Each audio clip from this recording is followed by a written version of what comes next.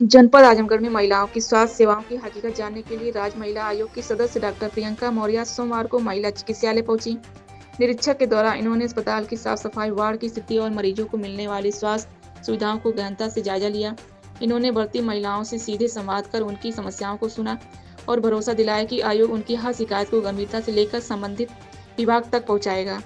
Doctor Maurya ने कहा कि आयोग की प्राथमिकता है कि महिलाओं को बेहतर स्वास्थ्य सेवाएं समय पर और सहज रूप से उपलब्ध हो।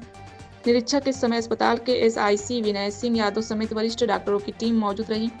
आयोग सदस्य ने अस्पताल की व्यवस्थाओं को संतोषजनक बताया, लेकिन साथ ही यह भी स्पष्ट किया कि स्वास्थ्य सेवाओं में सुधार की गुंजाइश हमेशा बनी रहती है। इन्होंने चिकित्सकों को निर्देश दिया कि किसी भी मरीज की परेशानी को हल्के में न लिया जाए और समस्याओं का तत्काल समाधान सुनिश्चित किया जाए।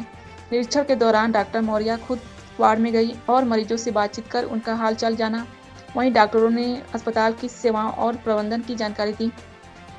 इस मौके पर doctor Smit Sinha, doctor Jyotsna Dwivedi, doctor Shailesh Suman, Durga Devi, matron Chhaya Rai, nursing अधिकारी स्मिता राय, सपना और संतोष समेत सभी वरिष्ठ डॉक्टर एवं स्टाफ मौजूद रहे और आयोग सदस्य को अस्पताल की वर्तमान स्थिति से अवगत कराया गया। आजमगढ़ में आना हुआ और महिला चिकित्सालय में इंस्पेक्शन किया, क्या कुछ चीजें रही और क्या उद्देश्य है कार्यक्रम में?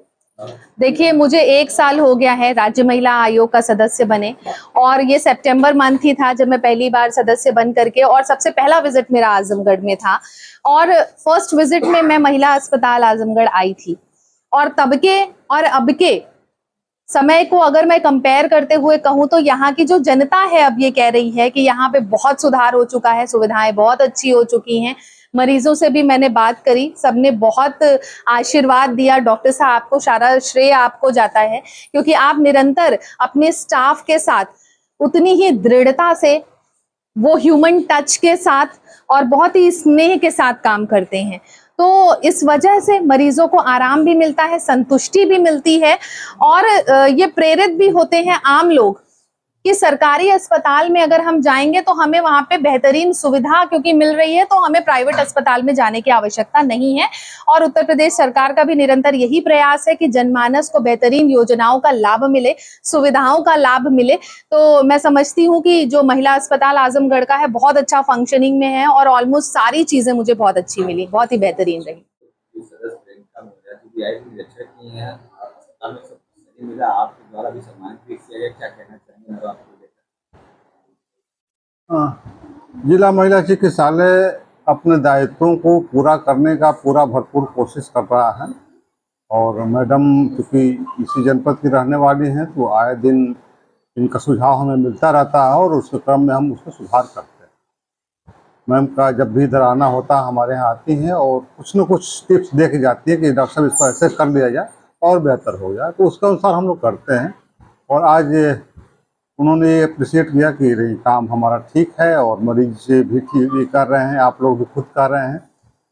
हम यही कहेंगे कि कुछ चीज़ें हो तो सुझाव के रूप में हमें दिया जाए। 100% कुछ नहीं होता, लेकिन सुधार की गुंजाइश हमेशा होती है, किया जाएगा। हम सब लोग बने हैं पेशेंट की दुख दर्द को बांटने के लिए, ठीक करने के लिए। वो काम हम लोग कर रहे हैं, भविष्य में भी करते रहेंगे। मैडम का आने का बहुत बहुत आभार, धन्यवाद। आप आई और हमें सुझाव दिए। नवरात्र का समय भी चल रहा है, क्या कहना चाहेंगे उसमें? हाँ, देखिए ये नवरात्र का टाइम तो मतलब हमारे लिए कन्या जन्म प्रतिदिन हो रहा, पुरुष भी जन्म हो रहे हैं, बच्चे भी हो रहे हैं, बच्चियां भी हो रही हैं। तो इसका यह मान्यता भी हम लोग कि नवरात्र में जो बच्चियां पैदा होती हैं और दुर्गा के 9 अवतारों में से कोई न कोई अवतार होती है। और हमारे यहाँ आज सशक्त नारी स्वस्थ नारी सशक्त परिवार की एक स्लोगन भी चल रहा है 17 अप्रैल से लेकर 2 अक्टूबर तक। हम लोगों ने उसको बनाया भी और माननीय प्रधानमंत्री के उसी स्लोगन के साथ हम लोग हर कन्या को बेहतर पोषण कैसे दिया जाए, बेहतर स्वास्थ्य कैसे दिया जाए, बर्थ के साथ उसकी फीडिंग कैसे हो जाए, टीकाकरण कैसा हो जाए, ये करते हैं। और गार्जियन को, माता को बताते हैं कि जब ये बड़ी होने लगी तो कैसे कैसे इसकी परवरिश करनी है, कैसे कैसे टीकाकरण करना है और क्या क्या उपाय करना है कि ये फिर बड़ी होकर एक स्वस्थ माँ बने और एक स्वस्थ समाज को आगे पैदा करे। मोदी जी अपने जन्मदिन के अवसर पर भी माताओं को गिफ्ट दिए, पोषाहार के लिए, क्या कैसे हैं?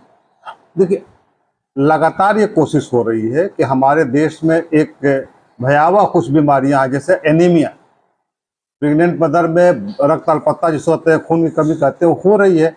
उसको खत्म करने के लिए, समूल नष्ट करने के लिए माननीय प्रधानमंत्री जी ने एक स्लोगन दिया है, एनीमिया मुक्त भारत।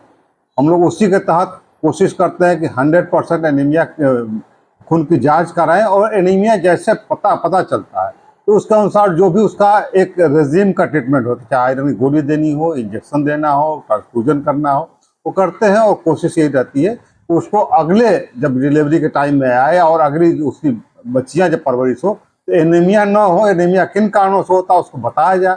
डिबर्बिन हम लोग टाइम से कर रहे हैं, लगातार ये कोशिश कर रही है, और मेरा ख्याल है कि बहुत जल्दी ही ये भारत हमारा एनीमिया में